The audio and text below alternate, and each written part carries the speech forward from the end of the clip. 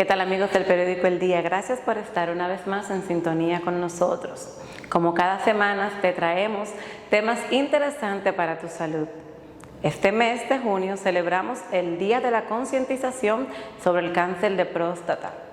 Por eso hemos decidido invitar al doctor Octavio Cruz Pineda, que es médico, trasplantólogo, urólogo, especialista en radioterapia y en cáncer de próstata.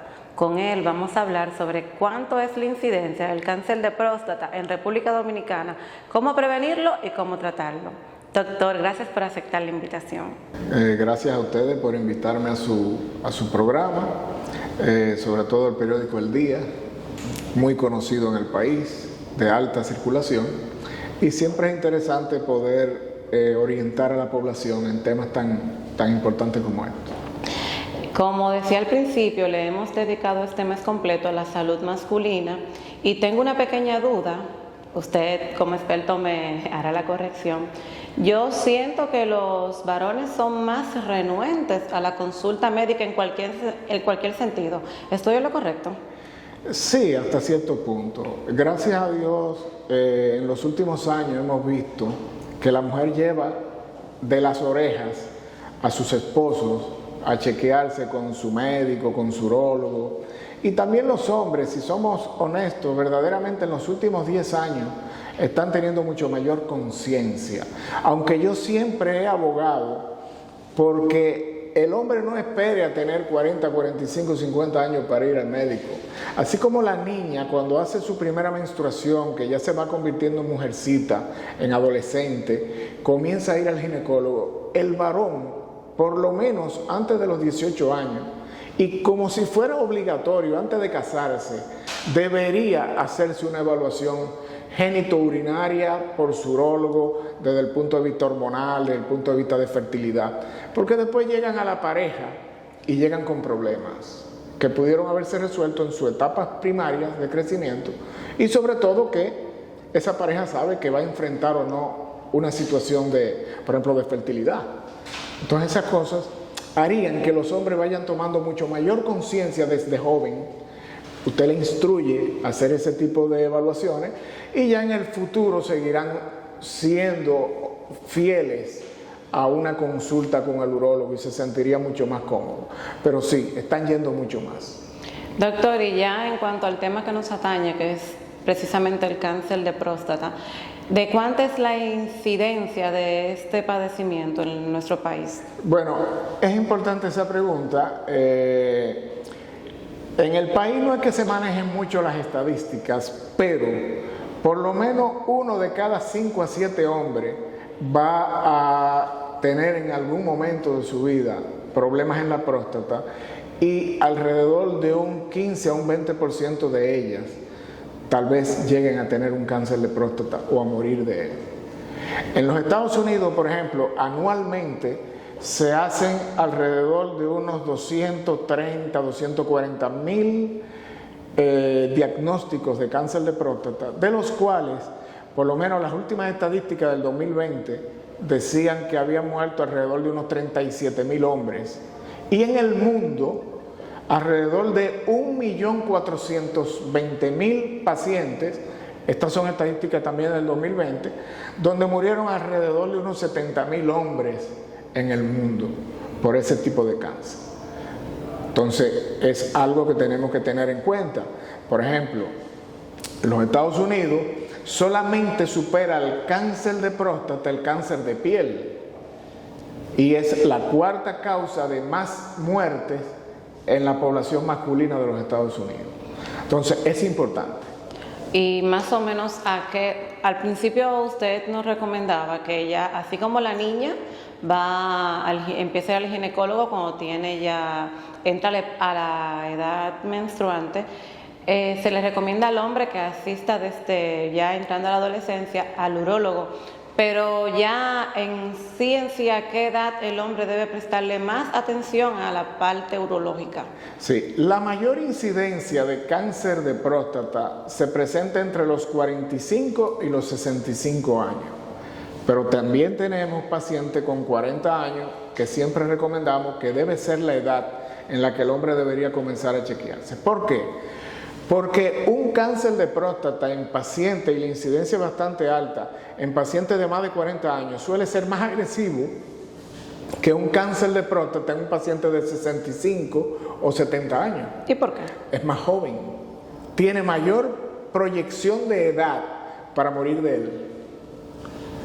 Qué interesante. Sin embargo, un hombre de 65 o 70 años que se diagnostica de cáncer de próstata suele ser menos agresivo, y también el paciente tal vez no logre vivir la cantidad de años necesaria como para morir del cáncer de próstata. Pero como causa directa de muerte, desde los 40 años debemos evaluar a ese paciente, porque las cosas y los diagnósticos hechos precozmente, a tiempo, tienen más soluciones. Doctor, y entonces, en el caso del hombre que no hace la visita constante al médico, que no se cuida, ¿qué síntomas o qué signos pueden ser de alarma ante esta situación? Ahí está el peligro, porque el cáncer de próstata, hasta que no está avanzado o ya está dando algunas metástasis o ya es incontrolable, no da ningún síntoma. Es más preocupante entonces. Es muy preocupante. A veces una sintomatología florida en un paciente de esa edad no es más que una prostatitis, una inflamación, una infección de la vía urinaria con inflamación de la próstata, y te da dificultad para orinar, ir a orinar frecuentemente, en la noche ir a orinar muchísimas veces, dolor al orinar, sangrado en la orina, y casi siempre eso es parte del abanico de síntomas que puede tener una simple hiperplasia o crecimiento benigno de la próstata. Pero el cáncer de próstata, en el 95% de las veces, no da ninguna sintomatología. Y cuando el paciente no se ha controlado desde cierta edad y no va con asiduidad a su médico urólogo, entonces vienen las sorpresas. Y muchas veces son sorpresas que son irrecuperables. Ya son pacientes con enfermedad avanzada de muy difícil rescate. Y entonces ahí vienen los desenlaces no deseados. Exactamente. Porque podemos de alguna forma, doctor, prevenirlo. Claro. En primer lugar, debe ir a ver a su médico urólogo a partir de los 40 años.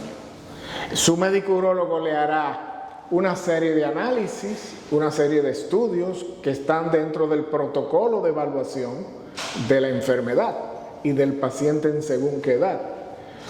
Por ejemplo, para darte un ejemplo, una cosa muy sencilla: hoy se detecta el cáncer de próstata a través de, o por lo menos nos orienta a través de un PSA. El PSA es el antígeno prostático específico de la próstata, que se eleva en la sangre cuando hay o una hiperplasia prostática, que es benigna, o un cáncer de próstata. Entonces le toca al doctor, al médico urólogo, hacer el discernimiento de qué estamos tratando. También está la sonografía transrectal, el examen digital, que no veo por qué hay que tener tanto miedo, porque a menos que su médico sea una persona demasiado brusca, si lo trata con cierta delicadeza, no tiene por qué ser tan doloroso. Y curiosamente, y por ahí hay muchos chistes y muchas cosas sobre eso, ¿cómo es que la tecnología y la ciencia, que ha avanzado tanto, todavía hay que hacer el examen digital, o sea, el tacto rectal? Bueno, porque es que de la única manera que usted sabe si esa mesa, o esta silla, o ese reloj es duro, blando, o muy duro, o nodular, o pétreo, es tocándolo.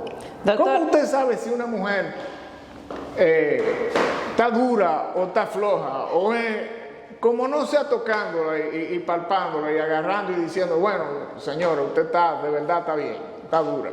En el caso de la próstata, ahí la cosa cambia.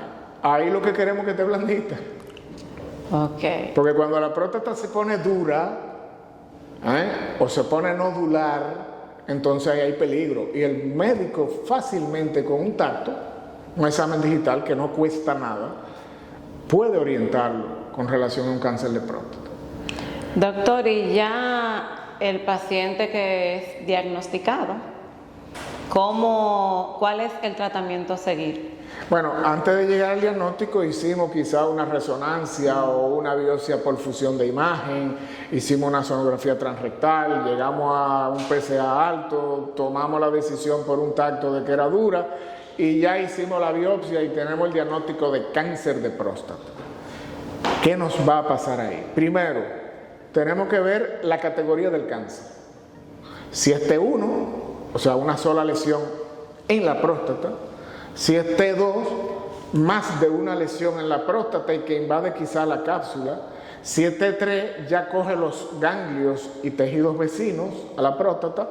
Y si es T3, T4, ya ha hecho metástasis. ¿Metástasis qué significa?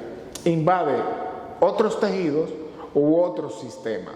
Por ejemplo, los ganglios, los huesos, el pulmón, el cerebro, cualquier órgano del aparato digestivo puede hacer metástasis y entonces ya ese paciente está en otro nivel, ya está en un nivel 4. Eso también nos lo da cuando hacemos la biopsia una nomenclatura que muchas veces cuando los pacientes van al urólogo oyen, que se llama Gleason. Gleason 3+3, 3+4, 4+3, eso es una simple observación microbiológica a través de un microscopio en el que viendo las células del cáncer, usted puede determinar el grado de malignidad, infiltración y el pronóstico. Porque mientras más alto sea ese Gleason, peor pronóstico usted va a tener. Entonces con eso ya el médico decidirá qué hacer. Y aquí en el país, doctor, ¿cómo andamos? ¿Cómo anda el sistema de salud en cuanto a lo que tiene que ver con el tratamiento de esta enfermedad? Bueno, el sistema de salud nacional, tú me hablas del gobierno, del Estado. ¿General? Mira, el Estado nunca se ha ocupado de que aquí se hagan trasplantes. Aquí se hacen trasplantes de riñón, por ejemplo, porque a mí me gusta el trasplante y cuando yo estaba haciendo mis estudios, entonces hice mi entrenamiento en trasplante, como lo han hecho varios colegas, amigos que están aquí en el país. Entonces, la medicina avanza, por lo menos en nuestro país, a base de inquietudes personales. Y a base de esas inquietudes se va desarrollando esa medicina. Pero mi carrera me la pagué yo. A mí nadie me la pagó. A nadie le interesa si yo quiero ir a hacer... Aquí no hay estadística ni siquiera para saber cuántos ingenieros hacen falta o cuántos médicos se están graduando. No. O cuántas especialidades existen, cuál es la necesidad que tenemos de esos profesionales, cuál es. Entonces, si no hay ese interés, mucho menos va a haber interés. Pero bueno, pero el país, gracias a nuestros médicos, que somos héroes cuando hacemos falta y después olvidados cuando ya no hacemos falta, gracias a que muchos médicos, por ejemplo, cardiólogos, neurólogos, cirujanos, neurocirujanos e instituciones privadas que quizás han tenido visión, no solamente desde el punto de vista médico, también de negocio. Entonces reúnen un grupo de médicos de cierto nivel y la medicina hoy puede decir, tenemos en el país los medios para hacer los diagnósticos, las cirugías y todo lo que pueda necesitar el protocolo de manejo y estudio de una enfermedad. Tan sencillo como eso. No estamos 100% bien entonces. Porque eso implica, cuando decimos cáncer, sabemos que el cáncer es una enfermedad costosa. No es un secreto para nadie. Entonces, partiendo de lo que usted nos dice, aquel paciente que no cuenta con los recursos necesarios... Sí. Gracias a algunas ARS que han han hecho negociaciones y han visto, y el colegio médico por un lado, y a veces la participación del Estado para forzar un poco las cosas, hay enfermedades que se consideran catastróficas, que ya eso es amplio, y eso no es que lo ha hecho fulano de tal, ni que lo hizo, no, eso es un consenso, y entonces este tipo de enfermedades, como la insuficiencia renal crónica que necesita un trasplante, que estamos luchando desde los años 80 en eso, al final en el 2022 podemos decir que la cubren los seguros, algunos seguros más que otros, Otros seguro que nos vanagloriamos de tener y que tampoco te lo reciben en ningún sitio, pero bueno, pero vamos avanzando. Doctor, saliéndonos quizás un poquito del tema, usted hablaba del trasplante, específicamente el trasplante de riñón, que es su área, por decirlo así. Usted dirige la unidad de trasplante de riñón de Sedimat. Yo soy el encargado, coordinador de la unidad de trasplante de riñón en Sedimat, y también manejamos el programa de trasplante pediátrico con la organización de Ochsner, que es hospitales de trasplante en Estados Unidos con muchísima fama.